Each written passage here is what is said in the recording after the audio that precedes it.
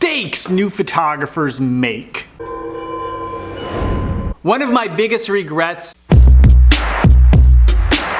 Welcome to my photography business channel. My name is Rosh. This channel is about my mission to support you to grow your photography business and to help improve our industry. And this video is about the mistakes that a lot of photographers make. And you very well have made some of them. I know I have made some of them.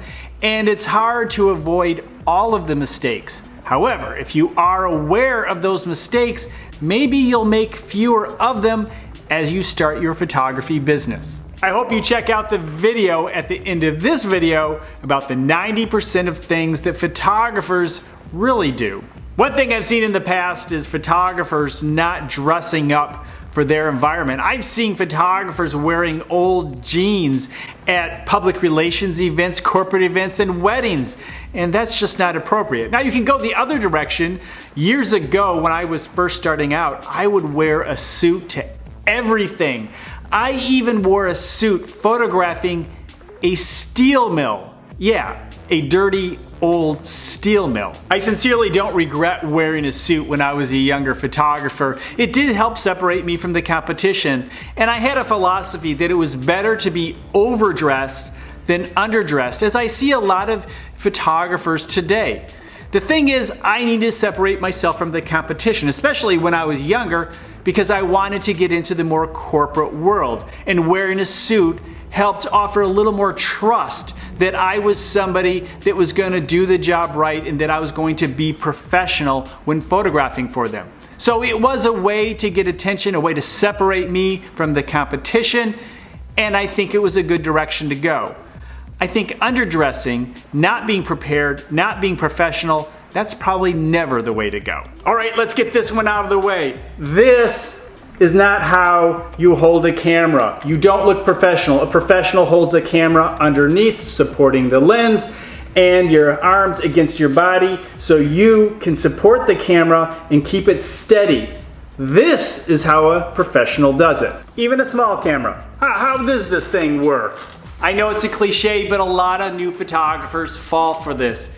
It's not the equipment. It's not the camera.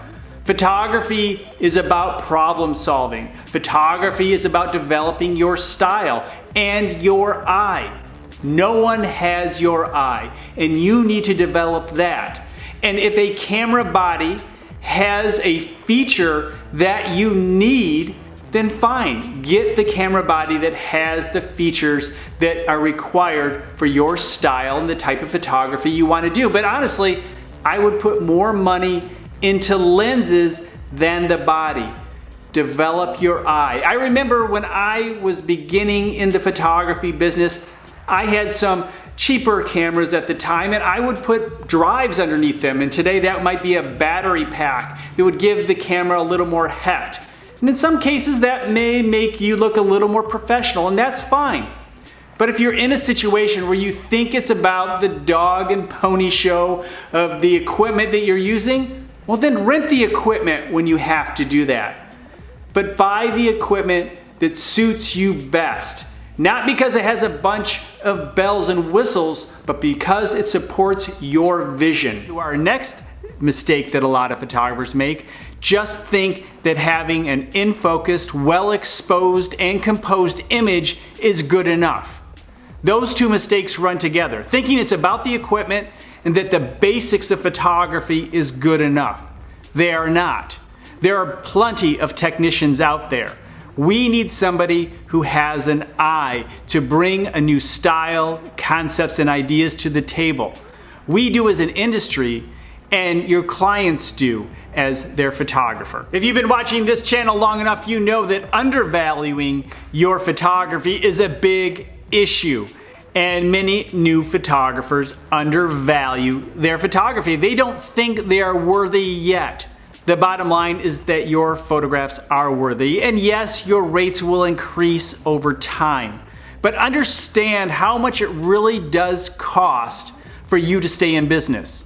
So think about that. Don't undervalue your photography or your copyright. Yeah, don't forget about your copyright. If somebody is demanding it or asking for it, It obviously has value for you and the person who wants it. So don't forget that you can charge 50, 100% or more of your fee for people who require your copyright. Oh, I'll just fix it in post. Well, that's a mistake a lot of new and old photographers make, just thinking they'll just fix everything in post-production. And there's another issue too related to that. If you make the mistake of always photographing in JPEG rather than RAW format, you may not have the opportunity to fix it in post because RAW is much more forgiving. In many cases, it gives you the second opportunity to re-expose and make that image right, where JPEG may not have the latitude to help you out when you most need it. But the idea of fixing your photographs in post has a second issue attached to it, and that is the time that it actually takes to fix everything in post. You could make a simple correction on set or on the scene and it would hardly take any time at all. But some people say, no problem, I have time later, I'll deal with it later. But when you have a lot of images, that time may be time that you're not paid for because it's taking so long to fix all of the mistakes.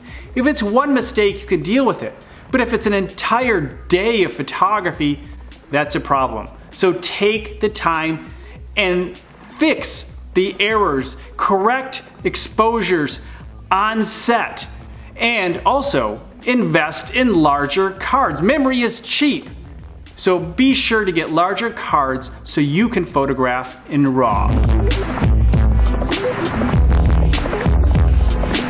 One of my biggest regrets, and in many cases might be a mistake that I have made through the years as a photographer, was not connecting or befriending many of the people that I photographed. I have photographed a lot of people, influential people, everyday people, movie stars, sports stars, rock stars, and the little old lady handing over the check at the library.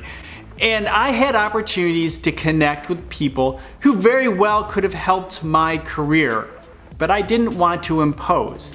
Now, the one thing I know is that people who are well known or have power and influence don't necessarily want people who are trying to get something from them in their lives. So you have to be a giving and friendly person and really sincerely want to support them and be friendly with them. I think I didn't do that enough. I think I did my job, I created images, but I took the idea of separation too seriously. I put this veil between me and the subject. Let them live their lives, I lived my life, I did my job and left. And that very well may have been my mistake in my photography business. One thing I see from new photographers is the thinking that the famous photographers, the gurus, the people they see in magazines, they are doing it right, and that for them to do it right, they need to copy the way those photographers create images, and that's not the case at all. Now, there's nothing wrong with getting a little inspiration from other photographers. I do it all the time. There's some wonderful photographers out there where I gain some inspiration and apply it to my style. But you don't need to copy.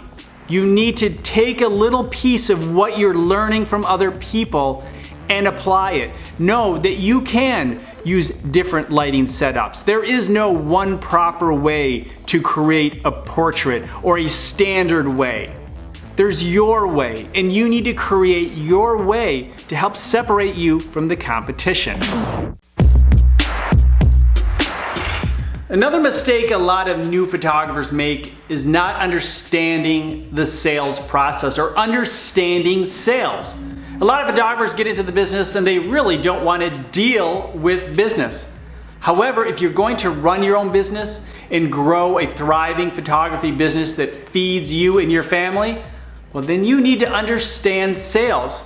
I highly recommend that new photographers read a few books on sales, maybe listen to some podcasts or watch some videos on sales. The better you can do at learning how to sell well, quite honestly, that's going to be a big part of success or failure in your new photography business.